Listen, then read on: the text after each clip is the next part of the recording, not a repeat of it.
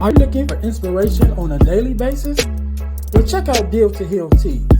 With our inspirational tees, you're sure to find something that will inspire you. Just go to dealtohealtees.myshopify.com. That's Deal to Heal Tees.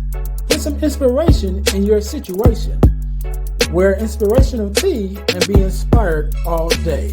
That's Deal to Heal Tees at dealtohealtees.myshopify.com.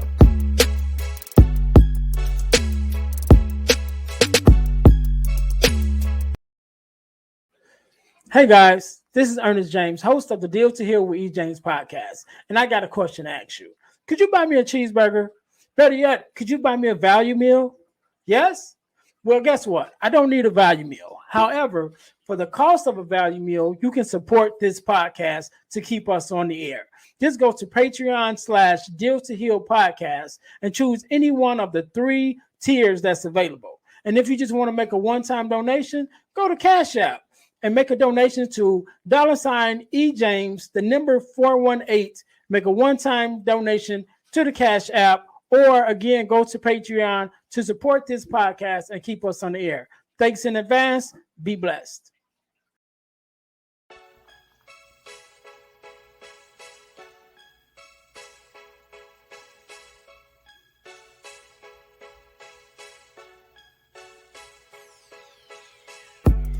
Welcome to Deal to Heal with E. James podcast. On this podcast, my guest and I will discuss topics and ways to help us to heal in every area of our lives. I believe that everyone can live a life that is happy, healthy, and whole. So I'm on a mission to help people to deal, heal, and fulfill. Deal with your problem, heal from the pain, and fulfill your purpose. Thanks for tuning in. Let's get to it. Welcome to the Deal to Heal with E. James podcast. I am your host, Earnest James, and I believe that everyone can and should live a life that is whole, healed, and healthy. Therefore, I'm on a mission to help people to deal, heal, and fulfill. Let's deal with your problems, heal from the pain, and fulfill your purpose. Thank you guys for coming in, checking out another episode of the Deal to Heal with E. James podcast. If you haven't already, please subscribe to our YouTube page, also to our Facebook page, and our podcast on Spotify or wherever you listen to your Audible podcast at. And I'm also going to tell you guys how you can win $100 from the podcast, but you got to stay until the end to find that out. All right. So we're going to jump right in. So today, just like every other day, we are blessed with a guest. Miss Roberta, how are you doing today? I am doing wonderful. And yourself? I am doing good. I'm blessed to have you here. So first of all, let me say thank you for being here, because you could be anywhere doing anything else, but you took out time to be here with me and my guests and my listeners, and I definitely appreciate it. Thank you for the invitation. No problem. I had to send an invitation because I seen the work that you do, and I was very impressed and wanted to have a conversation with you. And so before I get caught up in my own conversation, let me start by allowing you to introduce yourself and tell the listeners who you are and what it is that you do. Great. So my name is Roberta Axson. I am an educator. I am a mentor, transformational speaker, and the founder of Teen Moms to Beyond, where we supply resources as well as support for former teen mothers, as well as women who are born to teen moms. All right. Okay. So now what I was saying was I seen the work that you do, and I was very interested in it, because I don't know if you know my backstory, how I even came to begin to come into the podcast space. But I am a fatherless daughter advocate. And that's how I, kind of got into the whole Instagram thing, which led me to being a guest on podcasts, which led me to starting my own podcast. So that being said, there is a statistic that says that fatherless children, or most fatherless children, will give birth to fatherless children. whether that be daughters or sons. I know the daughters actually give birth, but still parent, the children who are fatherless will parent fatherless children. And I don't know that statistic to necessarily be 100% true. I was actually going to ask you about that, because I know that, if there are teen moms, of course there are teen fathers also. But in your experience with working with teen moms, would that be, or should I say, how much of that percentage wise would be true that the fatherless daughters somewhat find themselves in that same predicament? Well, really, I kind of found myself more so realizing that this year when I did another interview regarding fatherless daughters, because sometimes we don't look at the root. We look more at the outcome of Mm, people choices and situations. And so as I began to look and then begin to study just within my own environment, I could see that there was definitely some truth to that. Whereas we were making decisions, because I know just with my own situation, I was told that that the person literally told me that they loved me, and I had never been told by a man that they love me, that he loved me. And so not being affirmed, not having that identity from that male, it does causes you to make decisions that are not destiny. They're in the mm, moment. And so that is where my work comes in, because again, being a former teen mom, we have resources and support systems set up for the mom to be, the expected mom. Once a person gets pregnant, but as a teenager, we have all the necessary support. But what about when that child is one? What about when that child starts school? What about when that child is in middle school, high school? Where's the support at that point? Because at that, at most of the time they are former teen moms because they're aging as their child ages. So I mm. just see that we have to look at the whole dynamics of the family and see where the dysfunction is. And so that's where I really want to do my work, is to just be able to go in and assess and then be able to implement what I've assessed, of course, along with support, because it's going to take, like we say, the village.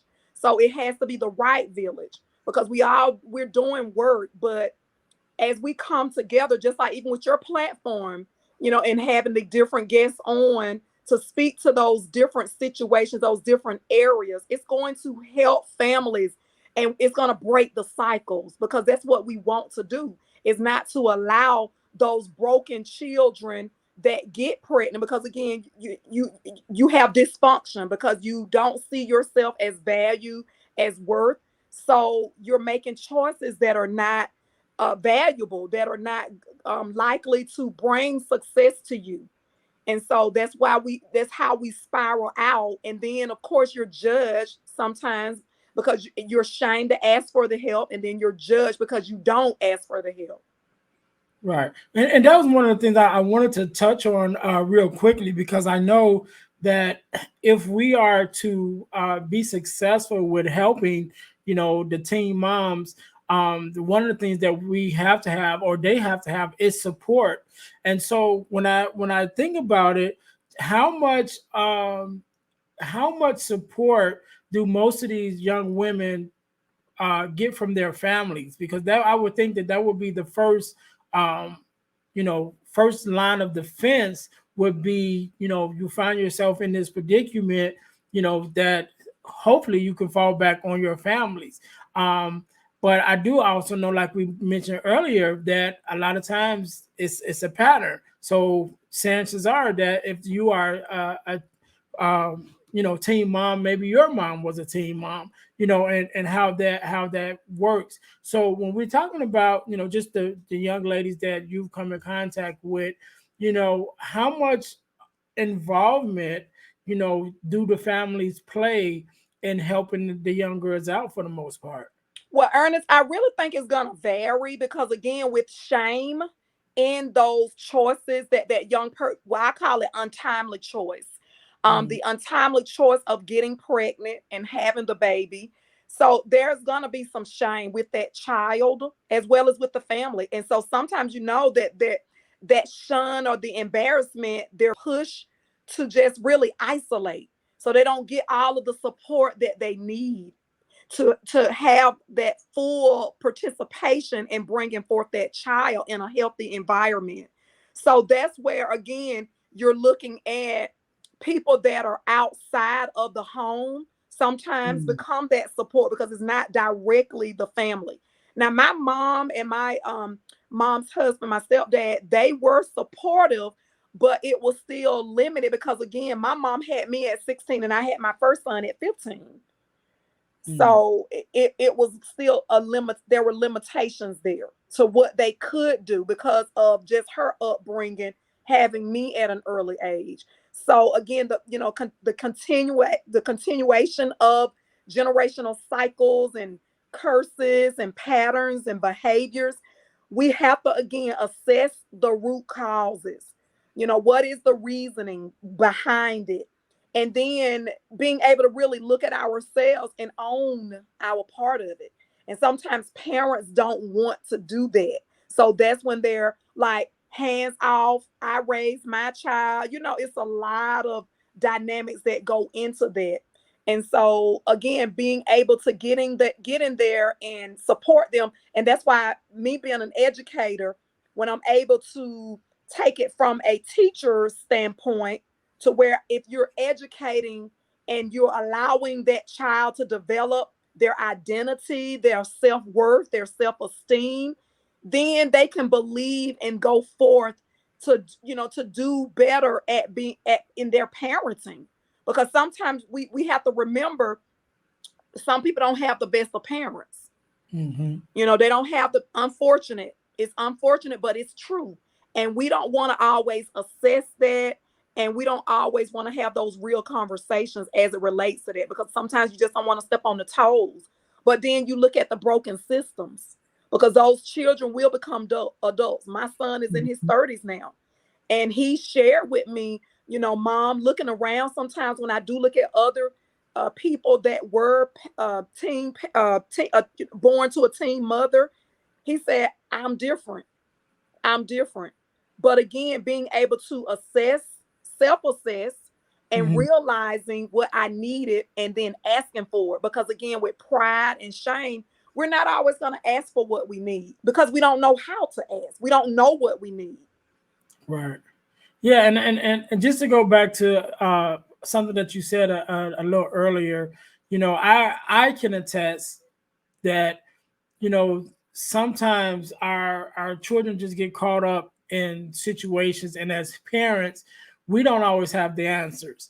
So my second oldest son actually became a teen father. His I think it was his last year of high school. And is sometimes as a parent you go through your different emotions too, as not necessarily trying to shame the child, but as a parent, you take some responsibility of that, of where did I go wrong or what didn't I do, The you know. disappointment, the Yeah, disappointment. yeah, and especially like I know one of the things that we talked about, with my son was because we had the conversations. We had the conversations. We had the, don't be out here, doing this and that. And if you do, this is, how you protect yourself, and thinking about, the decisions that you're making and all of that. We had all those conversations, and one morning we getting up to go to work, and there's a knock on the door, and it's a police officer, but the Wow. police officer was the young lady's father, and it's like 8 o'clock in the morning, and so we knew who he was, and like, hey, what's going on? And it's like, yeah, did your son tell you that our daughter's pregnant? And it's like, Wow. that's how we found out, and What a it's morning message. yeah, and so even with that, so just as parents, there's some disappointment and shame that we bear. So looking at the daughter and even the son, there's some disappointment on their end, as like, okay, what mistakes have I made, or what did I do, or where do I find myself? um luckily for my son, in our situation, we do have a supportive family as well as the young lady. So, we're able to, take care of and lend a hand and help, with my daughter, with my granddaughter. She's about 7 now, I think.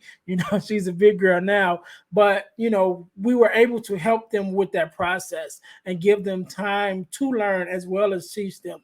But like you said, everyone doesn't have that They don't. opportunity, and sometimes, as we mentioned earlier, it's a continuation of coming from a broken home, and now you're starting a broken home, and your parents can't give you what they don't have. You know what I'm Exactly. saying? And they may not have had the support, they may not have had the teaching, they might not have had the resources. So if they didn't have it, they can't necessarily give it, to the next generation. And that's why I'm so glad about the work that you do, because you're able to reach out, and fill in that void where the parents, after they've done all they can, that is where you and your organization comes in to help, with the young girls. So let's talk a little bit more about the organization itself. I know before we got started, you was mentioning some things that you want to do in the future, but let's talk about some of the things that you're doing now with the organization, and then also the things in the future that you're looking forward to coming up. Well, basically, to me, the most important thing is to connect. Because again, there are no islands. There are no islands when it comes to parenting, successful parenting. So again, my organization is for former teen mothers, as well as women who were born to teen mothers, because again, those voids and those gaps are still there, even though they may Mhm. not have continued the cycle. Mhm. So therefore, I am working with other organizations where they may work with the pregnant mom. And so we are providing, making sure that they understand education. Education is key. And also, Ernest, I am a registered nurse, because that's a testimony to where when I was a teen mom, I was being taken care of by medical assistants in the doctor's office, and I thought they were nurses. So I ended up going into healthcare because of the way they treated me. They Mhm. didn't treat me, like I was a disease. They treated me with compassion, with care. And so I wanted to pay it forward to do the service to others. So I've, been a nurse almost 30 years, but I teach healthcare science and public education. So I do get to spend time with high school students and educate them and empower them. Because when we do that, then we give them identity, we give them esteem, we give them value, we give them worth, and we give them time. Because when people see that they're important enough for you to invest in them, then that's going to make them look at themselves a little different as well. Because of, again, for me making the untimely choices that I did when I was a teenager, looking back, I didn't have anyone that was holding me accountable and affirming me. And so when we do that for the young people, and we do it consistently, because that's the key word, it's not a every now and then show up. It's I am here and I see you. I am watching you. Mhm. I need to hear from you. And so I like being able to do that with my students. For the past 18 years, I've been an educator. So I think that's number one, is to really inform. Because a lot of times when girls get pregnant, they don't even know what a uterus is. They don't know the function of a uterus.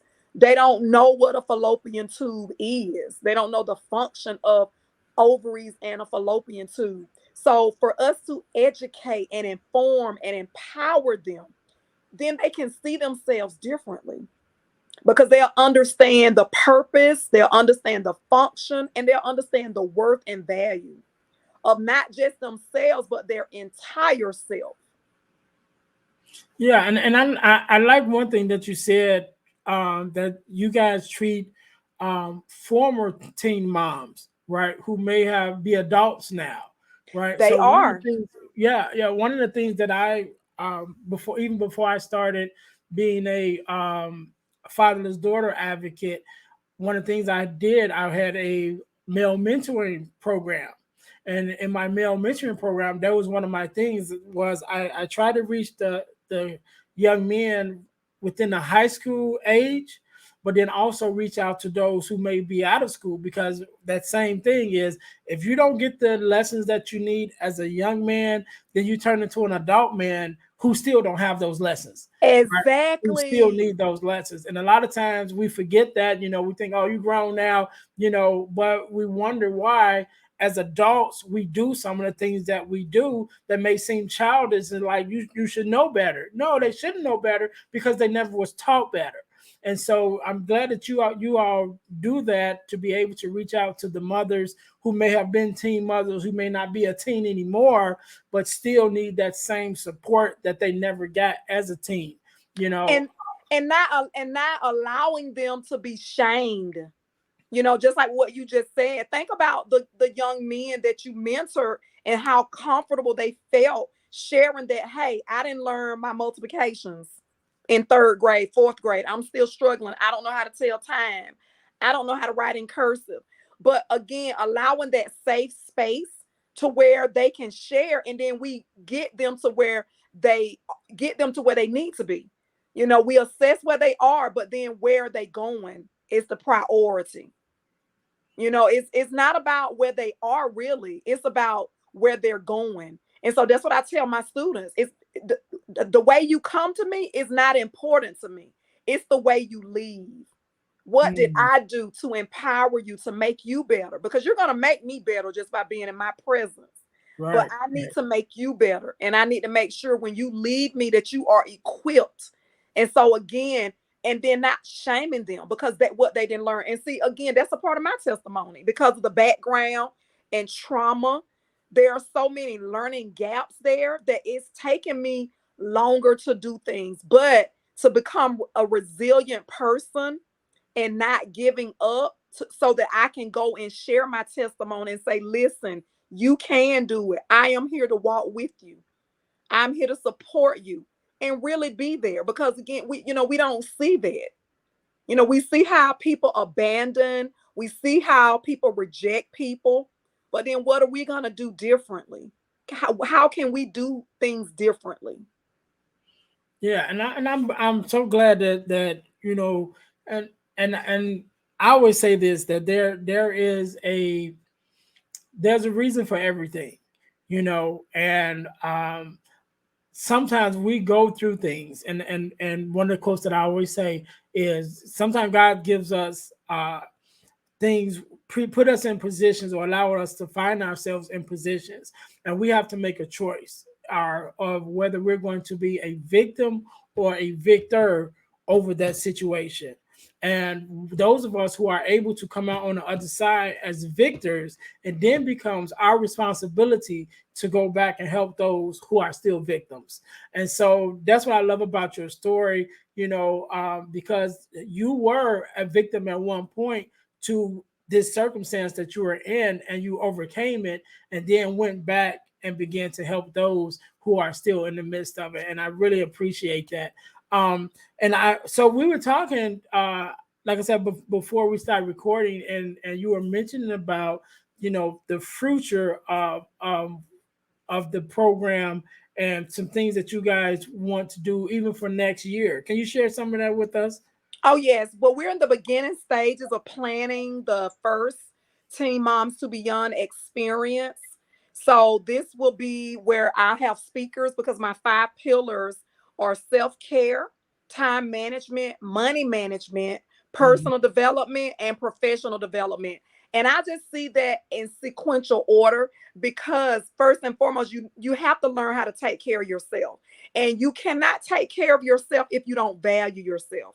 So being Mhm. able to model that, teach that, demonstrate that to the women in the group, because again, as a teen mom, you feel like you're always catching up or you're left out, you're left behind. So you don't make the time that you need to take care of yourself.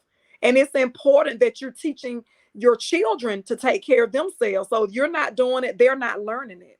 And so time management, you cannot have resources to steward if you don't steward time.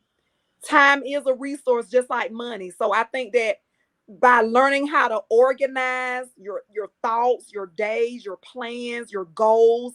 It's important because some people are never taught that. They're never taught that. I don't have my journal here, but journals are everywhere. Planners, writing down, so that I have a focus. And some people, again, they don't know that. So being able to teach that. So each month, I actually have guests come on in my private Facebook group, Teen Moms to Beyond. I have guests coming on that speak to the pillars. In fact, last night I had a travel advocate on that came on and talked about PTO, plan travel often. And it's not just going out of the country or out of the state. It could be just going to get a hotel, traveling just wherever you decide, the destination where you decide. And so that's a part of self-care. And so I've had money management. We've discussed counting the coins. I had a guest on sharing about that because, again, we can look at our glasses half full or half empty. My first job, I made $3.85 back in 1990. I knew that wasn't enough to feed me and my son. So I had to do something. Some people are still struggling because they're saying, I don't have enough. I ain't gonna never, I can't do this. I can't. But no, let me look at these 2 pennies or these $2 and see what I can do. How can I maximize them? And then personal development, you cannot be a professional until you're in touch with your personal self. So personal development is so important. We're a three-part being: spirit, soul, body. So we cannot just feed our bodies, our soul, and not feed our spirit.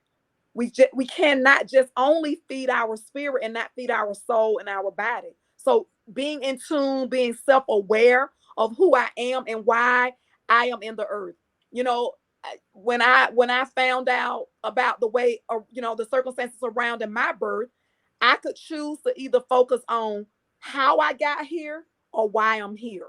So I chose to focus on why I am here and to do the works, the greater works, why I am here. And so as I learn who I am in personal development, then I can become the professional. So, and this is what I teach in the group, the 5 pillars that are in the journal that I wrote for former teen mothers, because it's your journey. And we have to be bold enough and courageous enough to tell our story. No one can tell our testimony, our story, the way we can. And we cannot be afraid. Yeah, there are some chapters and there are some pages in there that I would not wish to share. But if I need to share where it will really benefit someone else, then so be it. I must share it. All right, all right, and I like that you focus on the personal development, because I know last year was an intentional journey for me into personal development and self development, and it definitely has helped me a whole lot, even to get me to the point where I am now.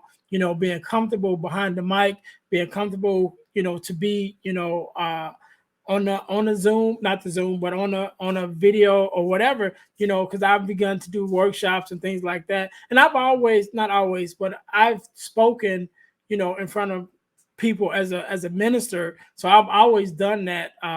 But still have had some part of me that was still self-conscious, because my voice, I have a light voice, and it was even lighter when I was younger. And so I was often made fun of for my voice. And so one of my mechanisms that I use to be made fun of was to not talk, right? And so I was really quiet. I'm still quiet, but I talk a lot more now, obviously. I'm glad that you talk more.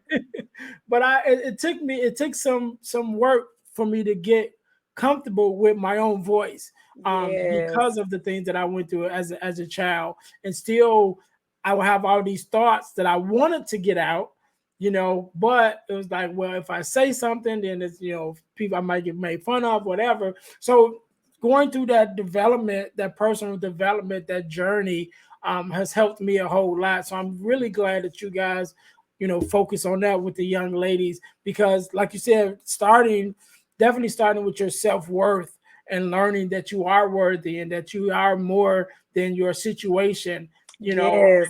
to be able to develop now that I know that I'm worthy, let me develop this worthiness and see what it can become, you know. And so I'm just glad that you guys the work that you guys are doing is just dynamic, just hearing you talking about it. And I know I won't be there, but I definitely can't wait till you guys have your first big thing, and I'm sure that there's going to be plenty of young ladies that benefit from that.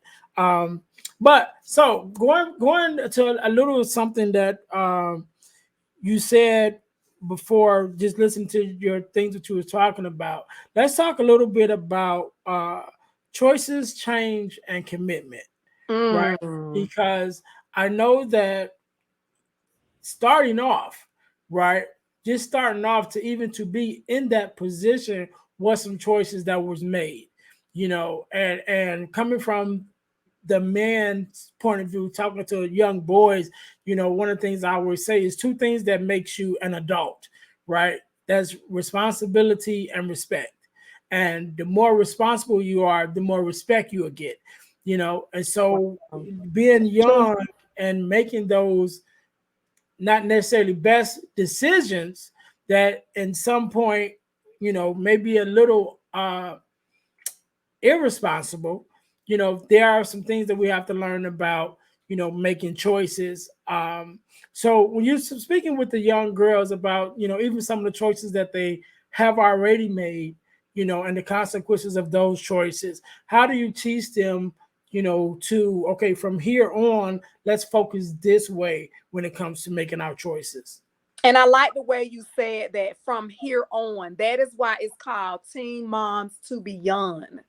Beyond the past, Mm-hmm. beyond the statistics, beyond the situation, beyond the choice. So, yes, the former things have passed away. It's Mm-hmm. beyond. So, yes, the choices, the changes, and the commitment. First of all, acknowledging that you and owning that you made a choice that you were not ready for. Mm. You so how can you change that now? What can you do moving forward? Because you can't go Right. back and undo the choice. So the changes now around that choice. What are you gonna do? Because you have to own it. And believe it or not, Ernest, a lot of people don't want to own it. It's everyone else's fault. No accountability. Well, I didn't know. What he did, he didn't, she did, she didn't. So that was a choice, untimely choice, but it was a choice. So now I have to sit down and focus on how can I change my circumstances to make it better. And Mm-hmm. then be committed because again, consistency and commitment is going to help you to get that change, that outcome where you made that untimely choice. Yeah, and one of the things that I teach when it comes to choices is I teach um, decisions and choices, right? And so decisions are definite and choices are conditional. But That's you make a good. decision first, and then your choices, you evaluate your choices on how they align with your decision, That's right? good. So if you make a decision that you're going to finish high school, right? You may be some young ladies or young kids may be the first person to finish high school in their And families, right? yes. And so you make a decision, I'm going to finish high school. That's your decision. And so Hmm. that decision is definite, which means the decision does not change. But so now when you're faced with choices, you have to look at how your choices align with your decision. So when you have senior ditch day, or you know your friends just want to hang out and want you to ditch school, or you know put off your homework to go to a party or something like that, and you're faced with those choices. Well, how does those choices align with your decision? Because your decision Exactly. can change. Your choices can change, but your decision doesn't change. And so if the decision is to finish school and you know with honors or whatever, just graduate, then that means you have to focus. So no, I can't go to that party. No, I can't put off not doing my homework. I have to make the choice that aligns with my decision. And so as young parents, whether it's male or female, those are some lessons that they have to learn how to make not only decisions for now, but decisions for in the future, and how Mhm. being able to evaluate those choices with how they align with those decisions. So I like that. Destiny decisions. Destiny.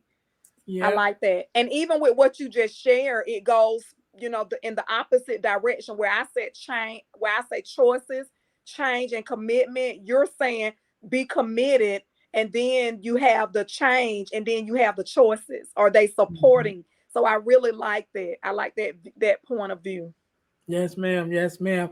I'm so glad to have you on, man. I really appreciate you being here and being able to just talk to you. And it's really eye opening. And I'm glad I came across your platform. I don't remember where I came across it at, but Well, I am glad too, because guess what? We're doing similar work. So again, it goes back to the community, the village. We have to be together, unified to get the work done. It can't be isolated, and we can't be on an island. We really need each other for the works, the greater works. right, right. And that's why I love this podcast, and I started this, my podcast with the energy of, thinking of wherever we're hurting, you know what I'm saying, that I can find somebody in that area, Hmm. and so I know as teen parents, teen moms, that is an area where there are young ladies that is hurting, and so I'm glad to be able to come across you and have you on to be able to talk to them and offer a ray of hope, and not only just, by what you teach, but by what you live, because you were the example and you are the example of it doesn't matter how you started, but it's how you finish, and Exactly. so I'm glad, so happy to have you on. So, Miss Roberta, I'm going to let you have the last say. I'm going to let you leave us with whatever you want to leave us with, some nugget or whatever. Also, your social media handles and platforms, and definitely where they can get the journal, right? Okay. And so I'll let you think about that real quick for a couple of seconds. Um, to my listeners, I promised you guys I was going to tell you how you can win $100 from the podcast, and that is by becoming a super subscriber and entering our super subscriber contest. What does that mean? That means you must subscribe to our YouTube page, our Facebook page, and our Spotify podcast. And once you have subscribed to all three, then you must text the word win to 866-326-0730. That's 866-326-0730 to qualify to win $100 from the podcast. You're listening already, you're watching already, you might as well subscribe and win some money, right? And the contest is ongoing and it's random, which means I can pull your name out of a hat at any time on any day, and it never stops. So you always have a chance to win. Okay. So again, join our super subscriber contest by subscribing to our YouTube page, our Facebook page, and our Spotify podcast. Then after that, text the word win to 866-326-0730 to qualify to win $100. So, Miss Roberta, I'm going to let you have the last say. First of all, let me say again, I thank you so very much for taking out your time to be here on the podcast to share your wisdom with us. And definitely, you could have been doing anything, but you're here with me, and I definitely appreciate it. So I will let you have the last word. The floor is yours. Well, I would just like to share with your listeners to own the story. Own your own story. It is yours. The pages, the chapters, the words. Everything about your story is authentic to you, it's true to you. So own your story. It is okay. Your story is still being written. Your story is still being written. So the journey is up to you. It's up to you how you take the journey. You don't have to run on the journey. You can take your time at whatever pace because it's your race. So that's what I would like to leave with them at this time. All right, And all right. And they can actually find the Teen Moms to Beyond journal on Amazon. So it's basically a journey. It's a journey of your own story, being able to document it. And it's based on the 5 pillars: self-care, time management, money management, personal development, and professional development. And so you can find me on Facebook. That's my page. My public page is Roberta Axson. Instagram is RA_Axson. And then also I have a private community for former teen mothers, women who were born to teen mothers, not necessarily that they are a teen mom, but they were born to a teen mom. And then I have supporters in the group as well of the former teen moms. All right. So again, thank you, Miss Roberta, for Thank being you. on. To everybody, to all my listeners, thank you guys for tuning in to another episode.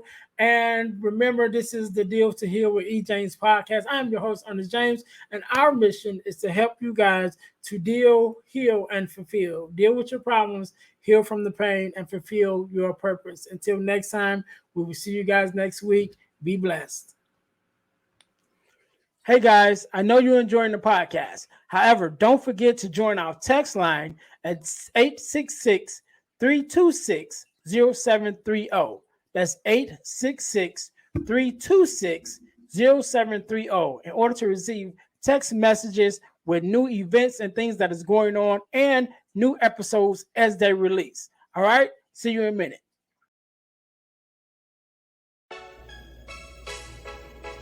Thanks for listening to the Deal to Heal with E. James podcast. Remember to listen, like, subscribe, and share. This episode has been brought to you by Deal to Heal Teas. Put some inspiration in your situation. Wear an inspirational tea and be inspired all day. Let's go to dealtohealteas.myshopify.com. Remember, our mission is to help you to deal, heal, and fulfill. Deal with your problem, heal from the pain, and fulfill your purpose. Thanks for listening.